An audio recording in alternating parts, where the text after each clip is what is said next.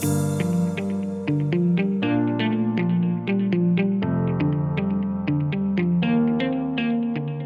Madagascar pochard, a duck that lives in remote areas of Madagascar, was declared extinct in 2004. So when conservationists found a small population of them, it was something of a rising from the ashes moment. They rushed to send pictures of the duck to experts and verify that it was in fact a pochard. It was a huge moment, and it was also the start of an adventure trying to bring back not only this duck, but also eventually the lake they were living on. I spoke to Chris Ransom, Durrell's Director of Field Programmes, about what it took to save Lake Sophia. It's a fascinating story that starts out as a conservation story, but then expands to become this huge infrastructure project. I'm Megan Davis, and you're listening to Bailiwick Podcasts. Hey, Chris Ransom, thank you so much for coming in this morning. Could you just briefly introduce yourself? Yeah, of course. I'm Chris Ransom. I'm the Director of Field Programmes at Durrell. So I'm responsible for all of our work really outside of Jersey Zoo, so all of those international programmes everyone hears so much about, which represents basically half of Durrell's workforce. It's where we deliver that mission, saving species from extinction. And so we wanted to talk specifically this morning about the Madagascar pochard. Could you give me a little bit of an introduction to that, and when did Durrell first sort of start working with it? So we started sort of 1989 really is where Durrell entered the scene, but perhaps a bit of background to the pochard itself to sort of set that scene a bit. So the Madagascar pochard, locally known as the foxy masso, which translates roughly to the white-eyed duck. If you see photos of it, it's because of the white eye of the male of the species. It's this beautiful, stunning, sort of piercing white eye. It's endemic to Madagascar, so only found in Madagascar. Those people who know Durrell won't be surprised to hear that it's one of the rarest ducks in the world, at one time it was the rarest because it was technically extinct in the wild. But it used to be widespread across the highlands of Madagascar, inhabiting the wetlands and marsh areas up there, particularly in the Lake Alotra basin. There used to be big flocks of them across there up until really the end of the 1930s.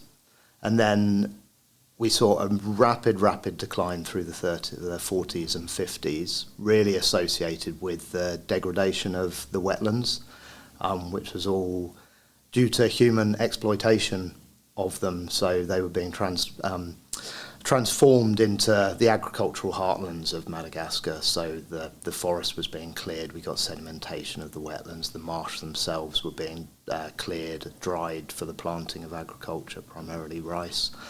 There was some direct exploitation of the pochard, so hunting for food, also bycatch from fishing. So all of this combined to just seeing a massive decline in the population of that species. Resulting in, by the 1960s, there was just one flock left on Lake Alotra. And you may have seen some images of it. I certainly have one of Lake Alotra itself. Great, yes, I'll share that. And you can see Lake Alotra itself, and you can see how the rice paddies have just taken over where the lake would have once been, and it's just gradually encroached on that area, destroying the habitat where they would feed, where they would breed, where they would nest. So, by the 1960s, one flock left, and then by the end of the 1960s, they entirely vanished. And that's when, Durrell sort of entered the scene. Were they kind of declared extinct at that point? How formal is it?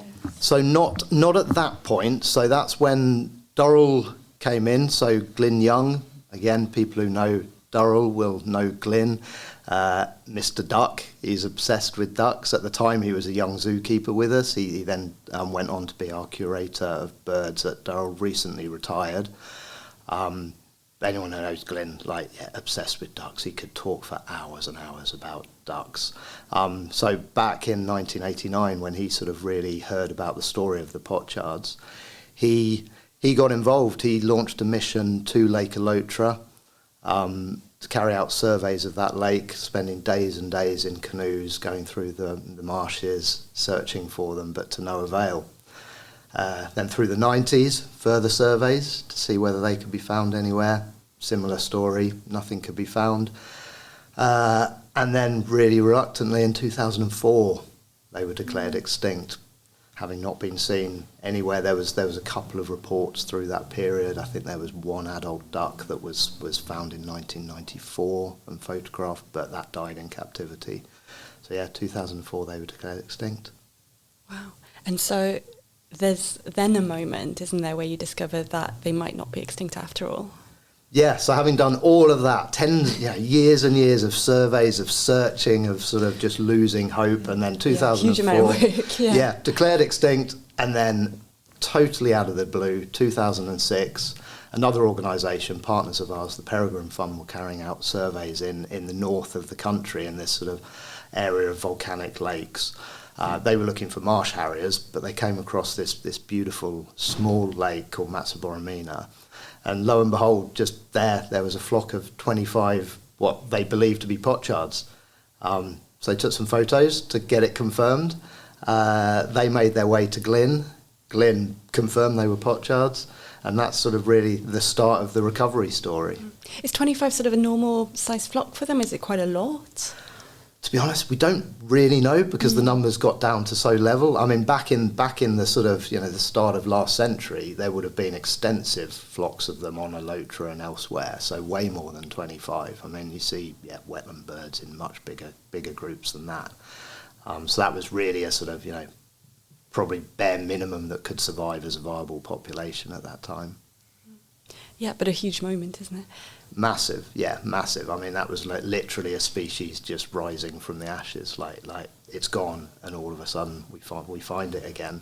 So, and that just led to a huge amount of work that I guess we'll talk about now. Exactly, yeah. So, could you tell me a little bit about that work, and in particular, you sort of created basically a second flock? Is that right? Yeah, that's right. So, the first step was to get to Matsaboramina, confirm those ducks and establish. This is quite remote as well, isn't it? Yeah, really, really right. I mean, Madagascar, if you haven't been there, it's really hard to comprehend. The roads are terrible. It takes hours and hours to travel sort of tens of kilometres. So this was an extremely remote area. I'll come on to this at the end, but for example, our team have just been up there collecting eggs again, and they had to walk 44 kilometres with these eggs to get out of that area to get them back to incubators and things. So, it's remote, so it's a huge effort to do anything in Madagascar.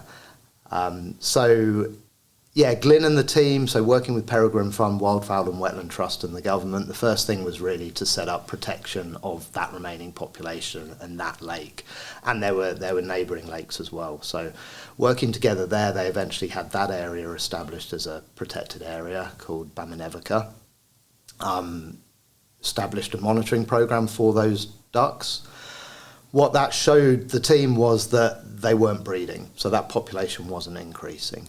So, if you'll pardon the pun, at that time we literally had all our eggs in one basket, which is never a great thing. So the team really decided that we needed a sort of safety net population, a captive population, where we can ensure the survival of this species whilst we worked out what to do for it in the wild. So 2006 they were found. 2009 an expedition to collect eggs from there, bring them into captivity. So I believe it was about 24 eggs were collected from 3 different clutches, brought into captivity to breed, and then a couple of years later, 2011, we had our first captive born animals. 18 animals were born.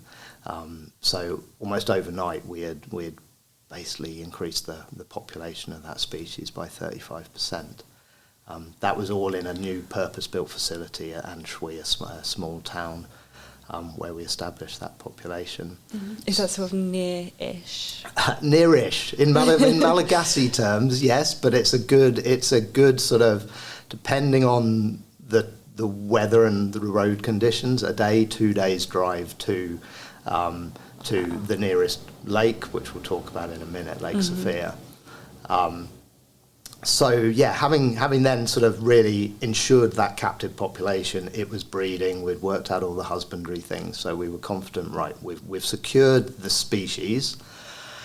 Everyone's eyes turned to what do we do about them in the wild? And again, at Bailiwick, Matsboromina, the population wasn't increasing, breeding still wasn't happening, so really it was about finding somewhere else where we could create a second wild population. And the team carried out extensive surveys across the whole of that sort of northern highlands of Madagascar to look for a suitable lake. I think they looked at 26 different sites, and the same story everywhere. That was sort of that history of wetland degradation and things. They found everywhere the wetlands were being heavily degraded, massively overexploited by people. So it was really, really challenging to find anywhere that would be suitable for restoring a population of ducks.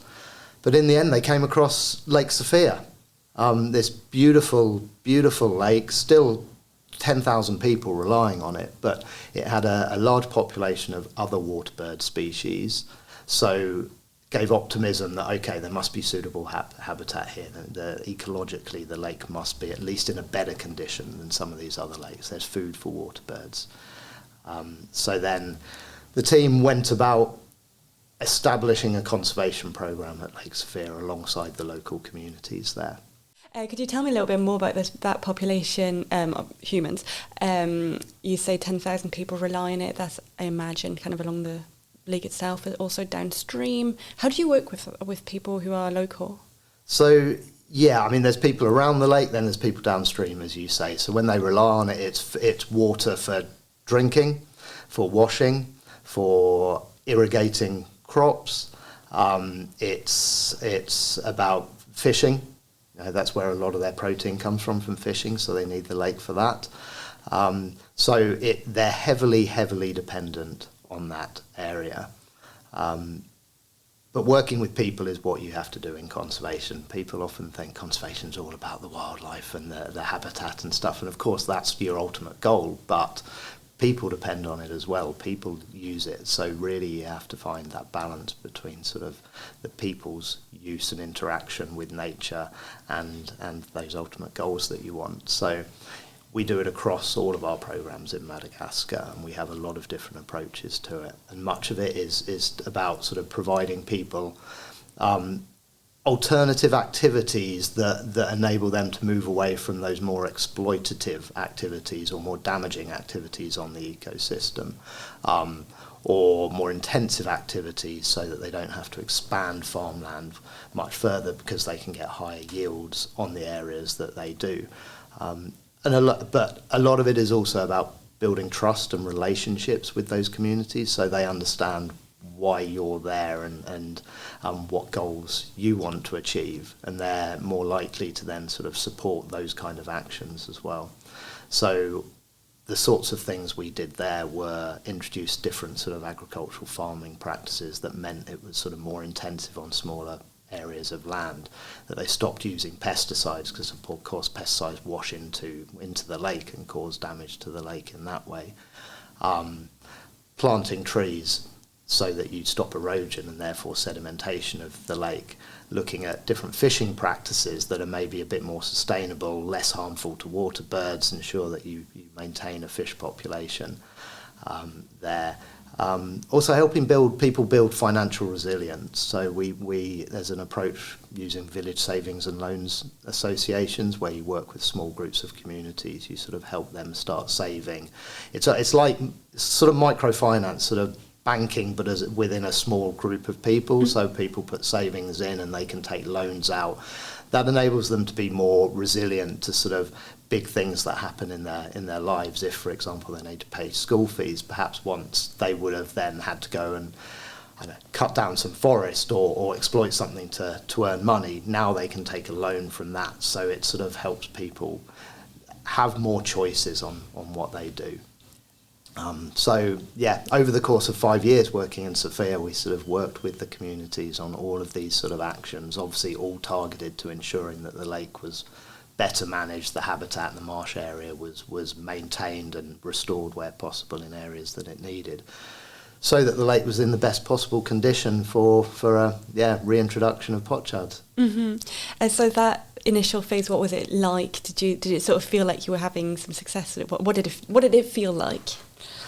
Well, I wasn't there at the time, but I think it was all very positive, because that area, as I said, very, very remote. So those communities will have had very little sort of opportunity, even from the Madagascar government, to sort of support their livelihoods and development of that area. So having an organisation like Durrell and our partners Wildfowl and Wetland Trust coming there and really showing an interest in those communities and helping them sort of, it's not massive changes to their livelihoods, but helping them generate a bit more income, helping them build that resilience, is very positive. And we'd still today have a great relationship with those communities, which has enabled all of the work that we've done there, and this thing that's happened in the last 18 months to be possible. Yeah, so let's talk about that. So you had you've sort of become part of the population there. You've got this pochard population as well, but then we haven't yet. You haven't yet. Okay. Yes. Sorry, I got my time wrong. 5 years of that work with the community to establish that relationship and secure the lake.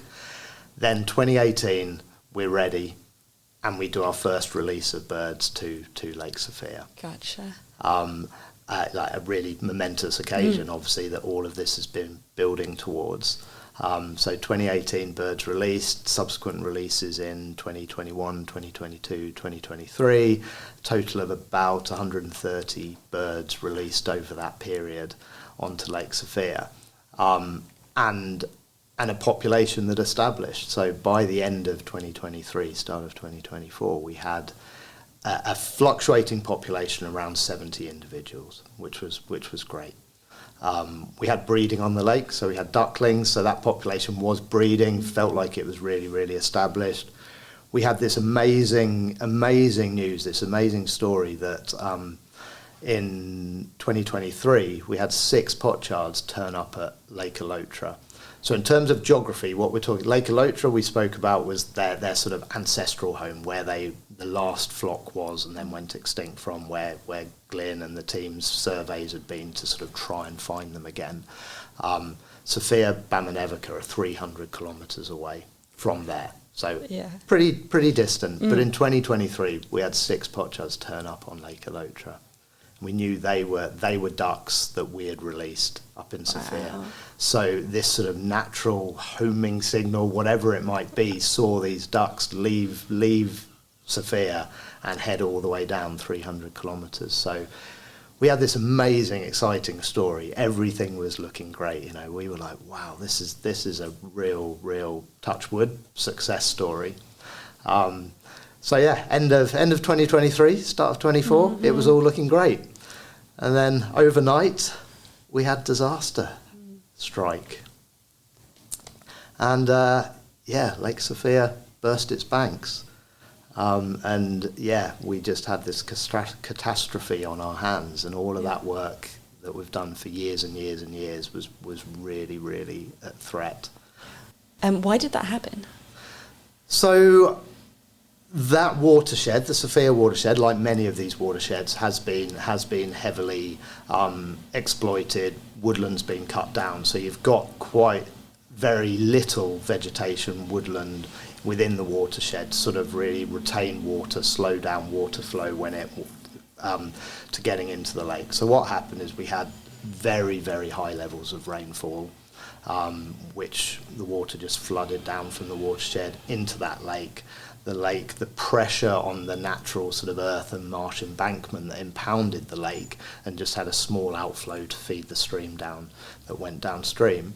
That embankment just burst. It bust. The sheer pressure of all of that water was just too much for it, and it just burst away.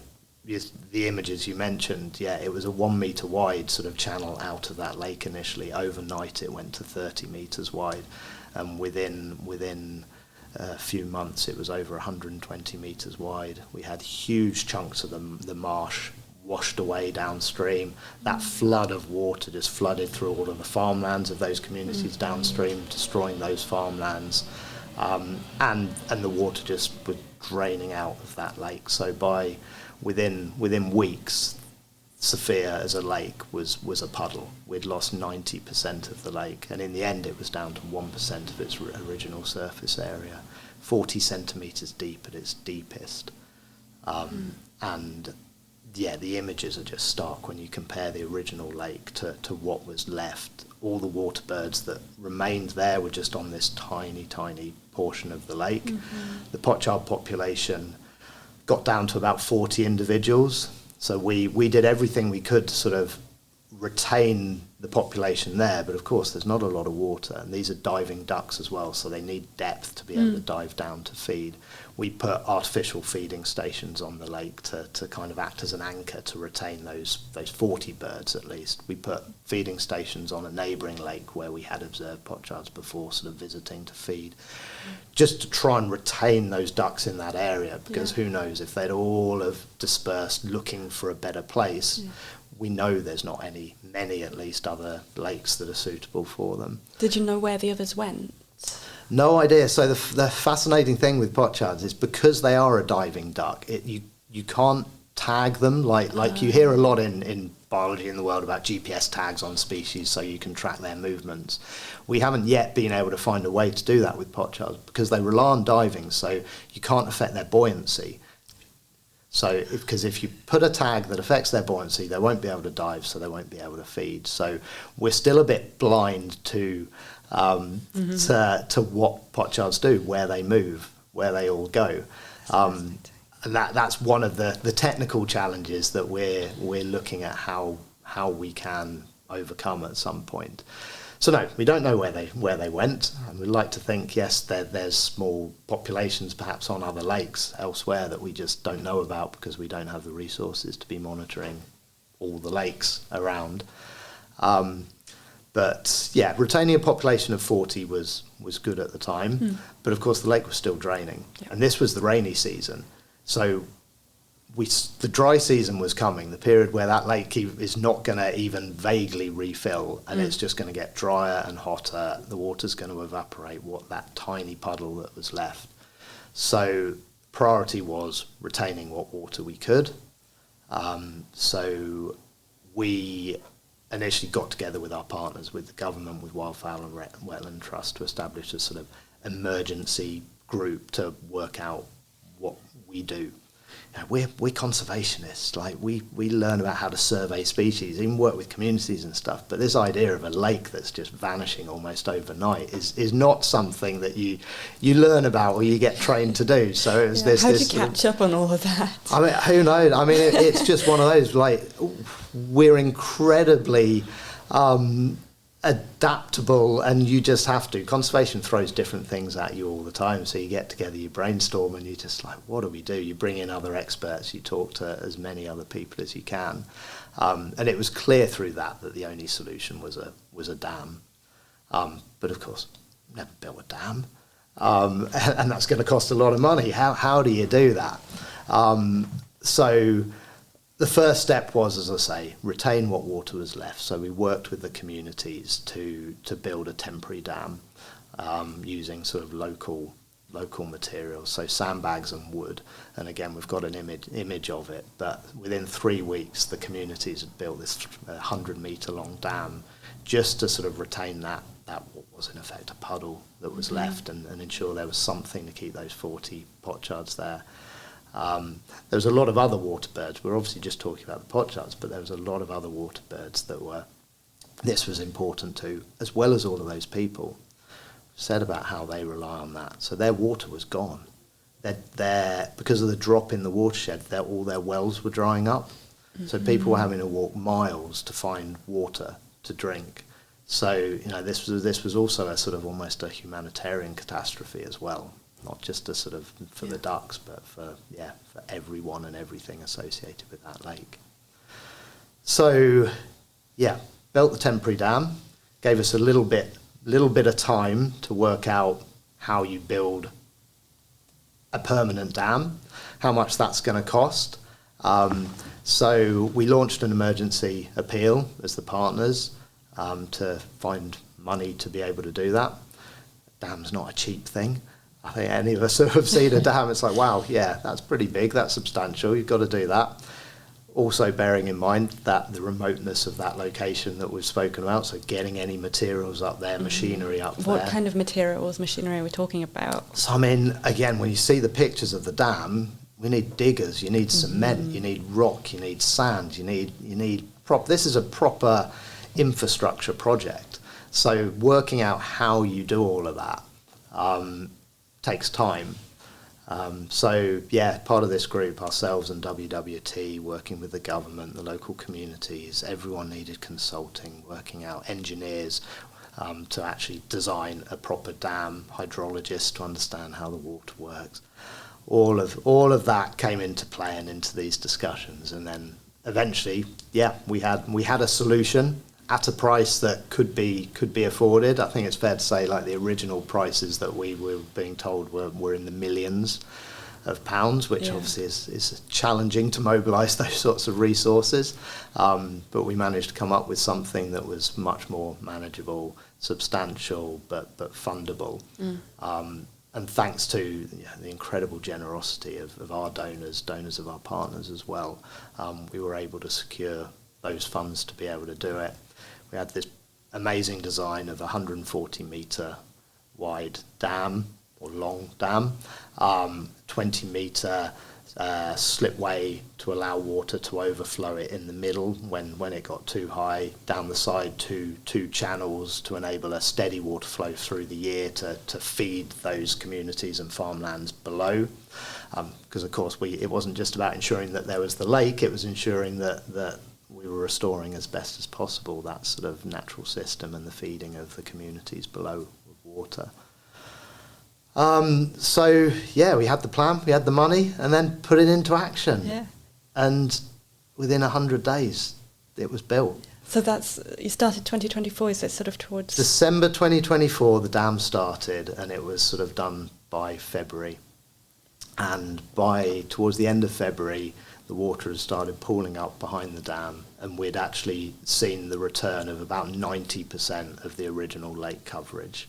Not quite the original depth yet, but 90% of water coverage was back. Quite remarkable. I mean, like, who would have thought, like, at the start of this, that we'd have been able to do that? And the team I can't speak highly enough for the team over there, the team here in Jersey and the UK, to be able to achieve that monumental task. So we've saved Lake Sophia, it's there. We've got about 60 pochards now, so they've obviously returned to supplement that original 40. You hinted at some eggs. Yeah, so really exciting that we've found nests, we've got eggs back at the lake. So obviously that population's feeling pretty happy with itself and breeding again, which is really, really wonderful. So it feels, you never want, in conservation, you never want to look too far ahead, but at the moment it all feels really positive. It feels like we've really overcome that challenge, and that population is sort of, is, dare I say it, saved. I think you can say that. I think that's really... I think I'll allow you to say that. Thank you. Both the wildlife and the people out there, how are they doing now? So it looks great. Again, we've got an image of what the lake looks like now, and you'll see it's fairly well recovered. The people all have water. We've restored that ecosystem. We've saved that lake, and everything is looking really positive. The signs of the breeding on the lake are a clear sign that we've managed to sort of really restore the system, and it's working as best as we could hope, certainly given it was only not that long ago that dam was completed. Yeah, it's fantastic. You mentioned the team. Do you want to talk about them a little bit more? Who's been involved and sort of how much work they've put into it? Yeah, so we have an incredible team in Madagascar. I mentioned sort of Glyn's involvement from the start, but there's a number of people. But another guy who's been involved from the very beginning is a guy called Felix, who runs our pochard program and manages the work in Sophia. He was involved in some of those original surveys as well. He's done his PhD on pochards. I mean, he is that is his baby, that is his thing. And then there's Jocelyn, who's based up in Sophia, who's responsible for the monitoring of the pochards and those reintroductions. And we have a bunch of people. I can't name them all, but it's it's the passion of people that make conservation possible, and we have some of the most passionate, dedicated people there are. How do you measure? What kind of goals, what kind of measurements are you going to make in future to make sure things are still going smoothly? Well, we will continue monitoring that population of pochards. We're sort of asking ourselves now whether we feel that population is secure enough, is stable enough in terms of numbers, in terms of breeding, and whether we now need to start thinking about a further population, identifying perhaps another lake where we can sort of almost start again and see whether we can restore that and restore a population there. But yeah, the sort of the monitoring of what's happening, because we can't get complacent. We need to keep an eye on things, because it doesn't take much, as we've just spoken about, to lose. When you're talking about only 70 is great compared to nothing, or compared to the 24 on Matsuboromina originally, but that could go overnight. You just need a catastrophe to happen. So we will continue working with the local communities there to ensure that all of that good work that's ensuring that the lake is managed well continues. We'll do the monitoring, and we'll continue to sort of address anything that happens to make sure that there is a future for the pochards. Yeah, something that stands out to me as well, listening to you speak, is just how fragile some of these environments can be, and just how one big event can be so destructive. Yeah, it really is. It's we sort of, everyone knows about climate change now, so you've got that threat added into the mix of all of the more traditional threats of overexploitation. Do you think this was climate change linked? Do you have any idea? I mean, we don't know. I think we can suggest that those unseasonably heavy rains may well be linked to changes in climatic patterns, and as a result, we do know that Madagascar, I think 2-3 years ago, it was declared the sort of first climate change catastrophe or emergency, because there was huge, not necessarily in this area, but in southern Madagascar, there was initially huge droughts, followed by massive storms and floods and things. So that Madagascar as a country is probably suffering more than anywhere else on the planet from climate change. So yeah, I think it's fair to say there is probably an element of that. Just to leave you on a positive note, though, what's your favourite moment to look back on? My favourite moment to look back on, I think just when I just saw the images of the lake coming back, this image that we'll share, just seeing that, like comparing that to where we were, and just being like, wow, it sort of sends a tingle down your spine when you see that and see what can be achieved. I'll be honest, there were times where I was questioning whether we could achieve it. And when you're getting prices of over £1 million for a massive dam sort of thing, you're like, how will we ever overcome this? So to sort of see that result is really just absolutely amazing. But I think it's testament to the people, to Durrell, to our supporters, that we're able to do that. We don't shy away from challenges, and you know what, we didn't know it was going to work, but we're not afraid to take risks and really go for something, because if you don't do that, you don't make progress, and we're constantly having new challenges thrown at us. So the ability to be able to take that risk, to do that, the fact we've got so many supporters who are willing to fund us to take that risk, knowing that it is a risk, it makes us able to do these sorts of things. So it's a wonderful story, this, and I'm so proud to be part of Durrell and part of the team that's been able to achieve it. Thank you so much, Chris. That was really wonderful. Thank you so much. Thank you.